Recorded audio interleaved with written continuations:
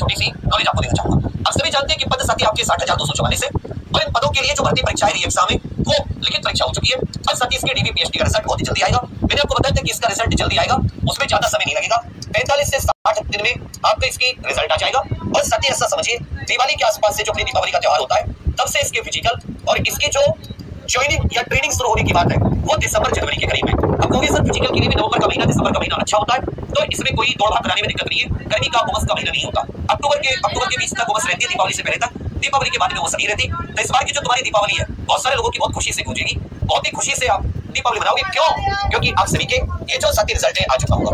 इसमें जनरल के लिए 24,102 पद, एडब्ल्यूएस के लिए 6,000, ओबीसी के लिए 16,264, अनुसूचित जाति के लिए 12,650, अनुसूचित जनजाति के लिए 1204, कुल मिला के 60,244 पद इसमें है।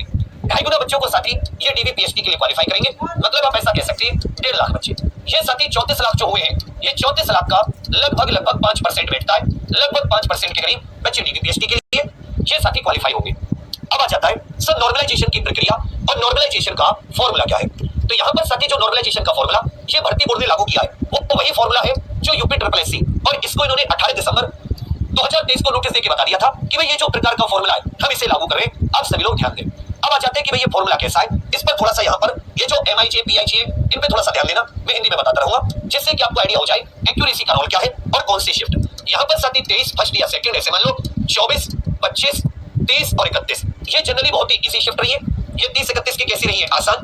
हालांकि 30 में सेकंड में कुछ क्वेश्चन गलत है, ये भी आसान, इसकी सेकंड और ज्यादा आसान, 25 की फर्स्ट 23 की फर्स्ट ये थोड़ी सी बाकी से हार्ड, 25 की फर्स्ट बाकी से हार्ड, बाकी ये थोड़ी सी ये बाकी क्या रही है इनको लोग थोड़ा सा मतलब बाकी शिफ्टों से निकलेगी, मैं पूरी आसान थी बाकी शिफ्टों से। अब इसमें मार्क्स कैसे गिने जाते हैं? MIJ का मतलब है नॉर्मलाइज्ड मार्क्स। अब जी ये साथी हमेशा याद रखिएगा ये कैंडिडेट वाइज होते हैं, ये कभी कैसे होते हैं? कैंडिडेट के हिसाब से, ये कभी भी शिफ्ट के हिसाब से नहीं होते, ये हमेशा कैंडिडेट के हिसाब से होते हैं। इसको थोड़ा सा ध्यान दीजिएगा। यहाँ पर ये है नॉर्मलाइज्ड मार्क्स, ये प्रत्येक कैंडिडेट के, ये candidate in the ith shift, मतलब जो भी कैंडिडेट किसी शिफ्ट में बैठा उसके यहाँ पे नॉर्मलाइज्ड मार्क्स है।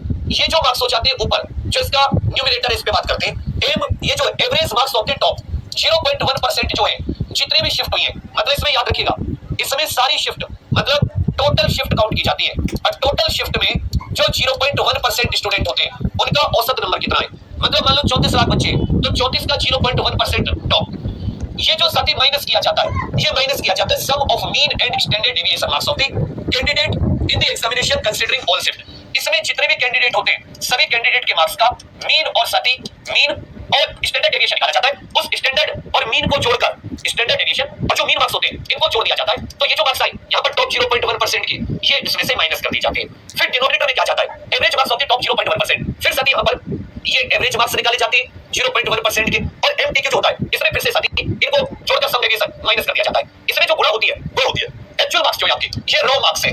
ये क्या है? Raw marks. तो इसलिए मैं आपसे हमेशा क्या कहता हूँ गलती मत करना, गलत करने से नेगेटिव होगा, नेगेटिव करने से तुम्हें क्या नुकसान होगा? सर नेगेटिव करने से हमारे रॉ मार्क्स घटेंगे, और रॉ मार्क्स आप देख रहे हो यहाँ पर मल्टीप्लाई में आते हैं, तो ये हो जाते हैं व्यक्ति के खुद के मार्क्स, रॉ मार्क्स जो है उसके बाद में आ जाते हैं ये जो साथी आपका MIQ तक नहीं बता दिया था कि sum of mean and standard deviation, इसमें से रॉ मार्क्स में से माइनस कर दिया जाता है। ये जितना ज्यादा होगा उतना ही कम माइनस करके ये वैल्यू ज्यादा बनेगी, ये वैल्यू ज्यादा बनेगी, ये टोटल वैल्यू ज्यादा बनेगी। जब ये टोटल वैल्यू ज्यादा बनेगी तो आपके नॉर्मलाइज्ड मार्क्स भी ज्यादा, तो रॉ मार्क्स की बहुत वैल्यू होती है। यहाँ पे रॉ मार्क्स कम हो गए उसमें से माइनस करके और कम हो जाएंगे। और ये जो GMQ कुछ करके लिखा हुआ है sum of mean marks in the shift having maximum mean, maximum मतलब किस शिफ्ट में जो मध्यम मार्क्स है वो ज्यादा है बच्चों के, और स्टैंडर्ड डेविएशन इनका साथी याद रखिएगा उस शिफ्ट से तुलना की जाती है जिस शिफ्ट में मैक्सिमम मीन मतलब जो सबसे इजी शिफ्ट होती है। भाई मैक्सिमम मीन किसका होगा? सबसे इजी शिफ्ट के मार्क्स इसमें कह सकते हैं, सबसे इजी शिफ्ट। तो अगर किसी की हार्ड भी है तो उसके जो मार्क्स है वो किसके अनुसार कैलकुलेट कर दी जाती है? जो हार्ड शिफ्ट होती है उसके मार्क्स हार्ड शिफ्ट के अनुसार यहाँ पर फिर एडिशन कर दिया जाता है टोटल से। तो मतलब जिसका याद रखिएगा इसमें एक बार बहुत अच्छे से याद रखिएगा कि इसमें जो हार्ड शिफ्ट है और जो इजी शिफ्ट है लास्ट में इजी शिफ्ट का बहुत ज्यादा रोल होता है। एक बार मैं फिर से आपको बताने की कोशिश करता हूँ, यहाँ पे ध्यान दीजिएगा। यहाँ पर इन्होंने फॉर्मूला बहुत ही अच्छे से समझा रखा है। ये वाला जो पहले नंबर की चीज है इस पर ध्यान दो। पहले नंबर की चीज पर क्या लिखा हुआ है? ये जेथ candidate in the ith shift, मान लो आपका कोई भी कैंडिडेट है उसके किसी शिफ्ट में जो नॉर्मलाइज्ड मार्क्स है वो कैसे कैलकुलेट होंगे। इस सेकंड वाली चीज पर ध्यान दो, ये सेकंड वाली चीज है मीन और स्टैंडर्ड डेविएशन, इन दोनों को जोड़कर साथ ही यहाँ पर रख दिया जाता है। एम इसमें MGT में ये एवरेज मार्क्स होते हैं, ये सेकंड चीज है, थर्ड चीज है। तो सेकंड क्या है? एवरेज मार्क्स ऑफ टॉप 0.5%, 0.1, तो टॉप 0.1% के जो मार्क्स है वो यहाँ पर आप देखोगे कि कंसीडर किए जाते हैं टॉप 0.1% के। इसमें से क्या माइनस किया जाता है? ये साथ ही यहाँ पे 3 नंबर वाली चीज माइनस हो जाती है, ये होता है मीन और स्टैंडर्ड डेविएशन, इन दोनों को जोड़कर माइनस कर दिया जाता है। फिर यहाँ पर जो ये चौथी वाली चीज आ जाती है, ये डिनोमिनेटर में आ जाती है, तो डिनोमिनेटर वाली वैल्यू भी कम होनी चाहिए। ये एवरेज मार्क्स आ जाते हैं टॉप 0.1 के, और MIQ जो है ये पांचवी चीज इसमें से माइनस कर दी जाती है, क्या जाता है sum of mean and standard. अब इसको न्यूमरेटर को डिनोमिनेटर से डिवाइड कर दिया, इसमें किसकी मल्टीप्लाई की जाती है, जो व्यक्ति के एक्चुअल, ये जो छठी नंबर वाली चीज है, ये छठी नंबर होती है स्टूडेंट के एक्चुअल मार्क्स। स्टूडेंट के एक्चुअल मार्क्स क्या है, तो यहाँ पर ये आगे, उसके बाद में MIQ ये आ जाता है, साथ ही आपका ये जो यहाँ पर ये पांचवी चीज इसमें से फिर से माइनस कर दी जाती है, ये पांचवी चीज इसमें से माइनस। और यहाँ पर ये जो हार्ड शिफ्ट वाली जो सबसे इजी शिफ्ट होती है, इसी शिफ्ट का जो यहाँ पर आप देखोगे मैक्सिमम मीन का मतलब ये कि जिसकी कौन सी शिफ्ट इजी है उसके एक मैक्सिमम मीन और डेविएशन के सम को इसमें प्लस कर दिया जाता है। इस तरीके से जो कैंडिडेट है उसके नॉर्मलाइज्ड मार्क्स हो जाते हैं। तो ये कभी भी नॉर्मलाइज्ड मार्क्स शिफ्ट के हिसाब से नहीं होते, तुम्हारे क्या मार्क्स थे उसके हिसाब से। इसमें हमेशा याद रखिएगा रॉ मार्क्स की बहुत वैल्यू होती है। आपके रॉ मार्क्स ज्यादा है तो जब माइनस करोगे तो ये वैल्यू ज्यादा रहेगी, ये वैल्यू मल्टीप्लाई में आएगी, तो जाहिर सी बात है ओवरऑल इस सब की वैल्यू ज्यादा होगी, ऐड होके आपको फायदा होगा। इसलिए मैं हमेशा तुमसे कहता था तुम गलती मत करना। अब तुम्हारे रॉ मार्क्स ज्यादा होंगे तो आपको ओरिजिनल फायदा मिलेगा नहीं मिलेगा, रॉ मार्क्स का ओरिजिनल फायदा मिलेगा, और ये सबसे इजी शिफ्ट से कंसीडर किए जाते हैं। तो जो बहुत सीरियस कैंडिडेट है, जो बहुत समझदार कैंडिडेट है, जो एक एक चीज के बारे में जानना चाहते हैं, उनको तो समझ में आ जाएगा। जो मतलब केवल अच्छी चीज मेरे तो 70 क्वेश्चन में दूंगा, लेकिन फिजिकल मुझे बताओ बेटा ये नाच के चोट पे थोड़ी ना चलती है दुनिया कि तुमने कह दिया तो यहाँ पर थोड़ा सा याद रखिएगा। अब कह रहे सर आपने बहुत कट ऑफ बता दी, तो भाई कोई बात नहीं, मैं तो 100 क्वेश्चन भी बताएं तुम्हारे चैनल में, 100 क्वेश्चन मेरे हर एक कैटेगरी के हिसाब से। तुम दौड़ना शुरू कर दो, मैंने तुम्हारे पैरों बांध थोड़ी ना दिए, तो मैं तुम्हारे पैर पकड़ लिए नहीं दौड़ने दूंगा। 100 क्वेश्चन सही है दौड़ो, मैं कह रहा हूं 90 पे दौड़ो, मैंने थोड़ी ना रोक लगा दी है। अब मेरे पास जो डेटा आया उसमें कैसे मैं झूठ बोल दूं, तुम्हें दे देता हूं 50,000 डेटा, तुम निकाल दो 53,000 डेटा है, 53,000 बच्चों का। तो मैं मतलब झूठ भाई मुझसे तो नहीं बोला जाएगा, चाहे मेरे व्यूज आए कुछ हो कुछ ना आए, मैं मतलब व्यूज के लिए नहीं खेलूंगा। मेरी बात समझ में आ रही है? फिर भी मैं तुमसे कह रहा हूं 100 क्वेश्चन तुम्हारे सही है दौड़ो, मैं थोड़ी ना रोक रहा हूं। दौड़ना तो तुम्हारे ऊपर है ना, दौड़ो आराम से, किसने रोका है? बाकी मेरा जो कर्तव्य है वो कर्तव्य। अब साथ ही इसमें फिर से मैं आपको बता रहा हूं, इसमें जो 23 की फर्स्ट और जो 25 की, इनको ज्यादा फायदा होगा, और मेरे विचार में 31 की इनमें से तुलना होगी। जो 31 की है इनमें से किसी शिफ्ट से आपके नॉर्मलाइज्ड ये जो मार्क्स होंगे ये साथ ही 31 की कोई सी होगी। अगर मैंने तो पूरा पढ़ाया, मैंने तो एक चीज तुमको बार बार बताई, 2-3 बार थ्योरी। कौन माइकल लाल यूट्यूब पे थ्योरी कराता है? मैंने थ्योरी कराई, एप्लीकेशन पे तो कराई, तुम लोगों के लिए भी क्यों कराई? अपने यहां से तुम्हें मानता हूं इसलिए, एक बार नहीं कराई, 2-3 बार कराई।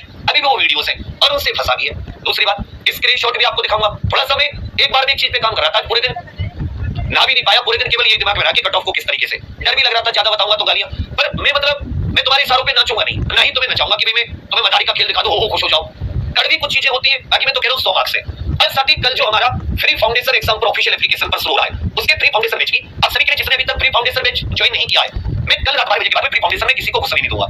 और साथ ही ये तो हमने चलो बता दी, उसके बाद में आप सभी को मैं बता दूं, ये साथी आप सभी के लिए, हालांकि मैंने तो देखो 1 लाख के लिए कल वीडियो लगा के 3 तारीख को मेरा था, पर यहाँ पर आप देखो ये आपको प्रॉपर विद स्क्रीनशॉट, मैं आपको 20-30, 50, 100 क्लास भी दिखाऊंगा। मैं आपको मैक्सिमम 2 या 3 क्लास दिखाने की कोशिश करूंगा कि भाई अगर ये 2-3, ये 8 बजे कल क्लास है, आप सभी लोग कोशिश कीजिए प्रॉपर, बहुत कम क्लासेस से, ऐसे तो मैं 5-6 साल से पढ़ा रहा हूँ, कुछ छोड़ा ही नहीं होगा, बट जो तरह की चलो भरोसा किन क्लासेस में आप कर रहे हो उनसे मैं आपको दिखाने की कोशिश करूंगा। बाकी तुमने देखा होगा क्लास तो तुम्हें पेपर मिला भी होगा, ये मेरी गारंटी है 100%। चलिए आप सभी के लिए बहुत सारी शुभकामनाएं, एग्जाम पर के साथ बने रहिएगा। और जिसने भी वो फाउंडेशन बैच एग्जाम पर ऑफिशियल एप्लीकेशन पर ज्वाइन नहीं किया है, अब सभी लोग फ्री फाउंडेशन है, उसमें साथी बहुत बेसिक से क्लासेस होंगी आपकी, जिससे आपको बहुत फायदा बेसिक क्लियर करने में। मैं सीरीज हिंदी जी के सारी मूल विधि, SI, UPSI, SSC, NTPC, railway, RPF, group D सब के लिए, और जो आपकी नोट्स भी उसमें, ठीक है भैया। तो चलिए सभी साथी आप सभी के लिए बहुत सारा शुक्रिया, बहुत सारा प्यार, और भविष्य के लिए बहुत सारी शुभकामनाएं। एक बार एक जगह टिक जाना, ज्यादा चक्रों में मत पड़ना, जहां पढ़ो लेकिन मन से तोड़कर मेहनत करना, रिजल्ट पर रोक नहीं सकता आपका। Thank you.